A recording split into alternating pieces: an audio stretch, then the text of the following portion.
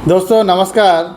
दोस्तों भारत का इमेज को स्तर में ख़राब करने वाला दो मूवी जो है इंडिया में रिलीज़ हुआ है, जिसको देखकर कुछ लोग वीआईपी बोलते हैं कि ये मूवी की वजह से इंडिया का नाम हुआ है।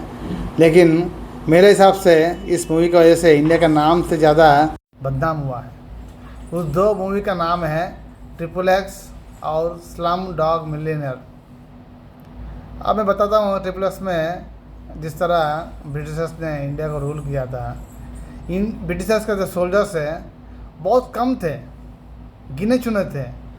उस सोल्जर्स ने इंडिया के सोल्जर्स को कंट्रोल कर पूरे भारत को कब्जा कर इंडिया को रूल किया 200 साल। इससे क्या मालूम चलता है कि इंडिया का पब्लिक जो है, कुछ लोग जो है इतने लालची होते हैं जो अपने फ़ायदे के लिए देश के सुरक्षा को या देश के फ़ायदे को देखते नहीं है, और वो अपने आराम भरी नौकरी के लिए ब्रिटिशर के सामने उनका गुलामी कर उनका नौकरी सैलरी पाने के लिए ये लोग जो है दूसरे भारतीय लोगों को परेशान करते रहे और जो फ्रीडम फाइटर्स थे उनके ऊपर जुल्म करते रहे। जबकि उनको पता है कि ये फ्रीडम फाइटर्स जो है अपने देश के लिए लड़ रहे हैं, फिर भी ये लोग जो है अपने नौकरी करने के लिए और इनको आराम की ज़िंदगी के लिए ब्रिटिशर के सामने जो है ये लोग नौकरी करते थे और उनका इंस्ट्रक्शन फॉलो करते थे और अपने लोगों को मारते थे, गोली से मारते थे भी। इनको नहीं आते थे कि अपने भाई लोग जो देश के लिए लड़ रहे हैं इनको ये लोग मदद करना चाहिए। लेकिन ये लोग जो है अपने बोल रहे हैं मैं ड्यूटी कर रहा हूँ और आराम से मेरा परिवार ख़राब हो जाएगा। अरे तुम्हारा परिवार ख़राब, तुम्हारा देश अगर सही तरह से रहेगा तो तुम्हारे परिवार को भी खुशी होगी। तुम्हारा देश अगर ख़तरे में है तो तुम्हारा परिवार ज़्यादा दिन तक सेफ नहीं रह पाएगा। लेकिन दोस्तों ये ब्रिटिशर्स जो है बहुत कम लोगों से पूरे भारत को, कुछ सोल्जर्स को अपने कब्जे में लेकर पूरे भारत को कंट्रोल कर राज किया है। और ये बहुत दुर्भाग्यपूर्ण की बात है कि भारत के कुछ लोग जो है अभी भी अपने लालच के चक्कर में देश को खतरे में डालते हैं। और दूसरा मूवी का नाम है स्लम डॉग मिलियनेयर, जिसको बोलता है कि उसका जो मूवी डायरेक्टर जो है उनको नोबेल प्राइज़ मिला था और ये वर्ल्ड वाइड जो है मूवी रिलीज़ हुआ था। लेकिन दोस्तों इस मूवी में दिखाता है कि भारत में कुछ गुंडे लोग बच्चे लोगों को किडनैप कर उनका हाथ पाँव काट कर उनको भीख मांगने के लिए भेजते हैं ताकि उनको ज़्यादा भीख दे सके।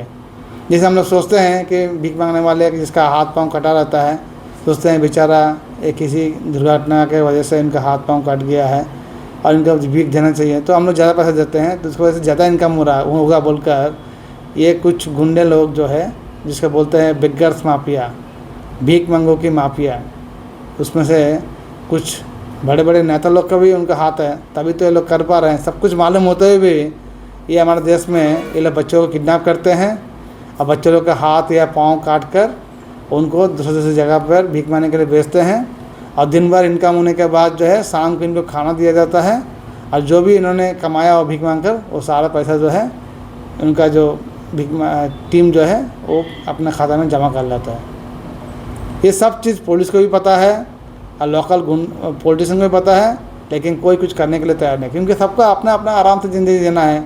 देश गई भाड़ में, बच्चे जो है किसी और बच्चे हैं जो गरीब घर के बच्चे हैं जिनके माँ बाप जो है उनके बारे में ज़्यादा ढूंढ भी नहीं पाएंगे, क्योंकि उनका काम नहीं करने से उनका पेट भरता नहीं है, तो काम काज देखेंगे या फिर बच्चे ढूंढते भूखे रहेंगे।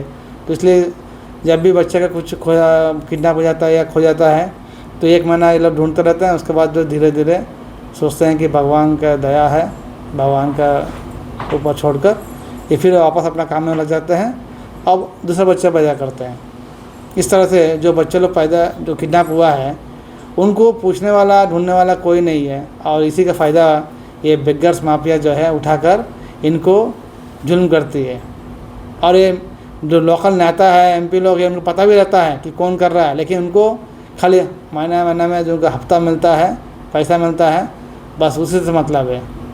भाड़ में जाए ये लोग दूसरे लोग किस तरह क्या कर रहे हैं, लेकिन उसे कोई मतलब नहीं, खाली उनको अपना महीना पैसा देना चाहिए और वो गुंडे लोग कुछ भी कर रहे हैं, इनको कोई मतलब नहीं। इस तरह के लोग ज़्यादा है दोस्तों जिसकी वजह से जो है आजकल मैं देख रहा हूँ खाली दिल्ली में ही 3 महीने में कम से कम 500 लोगों का लापता हुआ है। दिल्ली में, राजधानी दिल्ली में जो है 500 लोगों का लापता हुआ। अब बाकी जो हैदराबाद, बेंगलोर और बम्बई और छोटे छोटे शहर होंगे उसमें कितना लोग लापता हुए हैं उसका कोई अंदाज़ा नहीं। कम से कम मेरे ख्याल से जब दिल्ली में 500 लोग हुआ है तो पूरे भारत में मिलाएंगे तो कम से कम 10,000 का आसपास होगा। ये लोग कौन लेके जा रहा है, क्या कर रहा है, किसी को पता नहीं। लेकिन इनको कुछ भी कर रहा हो, ये हम लोग का देश में कुछ कुछ VIPs होंगे, उनको सपोर्ट कर रहे होंगे, तभी तो ये लोग अपना काम कर पा रहे हैं। लेकिन दोस्तों इसका बारे में मतलब कोई भी जो है कोई ढूंढेगा भी नहीं। सबका अपना अपना महीने का जो हफ्ता वसूली चाहिए और आम लोग जो है परेशान होता रहेगा। दोस्तों मैं सोचा कि आपको बता दूं, मेरा हिसाब से जितना होता है मैं करना चाहता हूं, देश की सेवा करना चाहता हूं, इसलिए मैं आपको बताने के लिए मैं ये वीडियो निकाला हूं। लेकिन हम लोग सोचना चाहिए कि जब भी कोई बुराई होता है उसके खिलाफ़ हमको लड़ना चाहिए, जितना हो सके उतना कोशिश करना चाहिए। नहीं तो ये बुराई लोग जो है ताकतवर बनते जाएंगे और एक दिन जो है हमें भी खा जाएंगे। इसलिए बुराई जो है सहन नहीं करना है और उससे ज़्यादा हमारे देश की सुरक्षा के लिए सोचना चाहिए।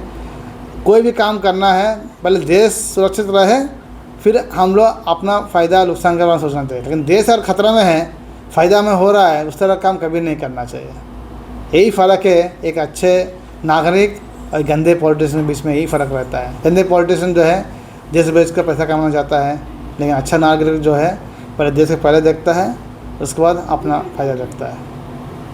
जय हिंद, जय भारत।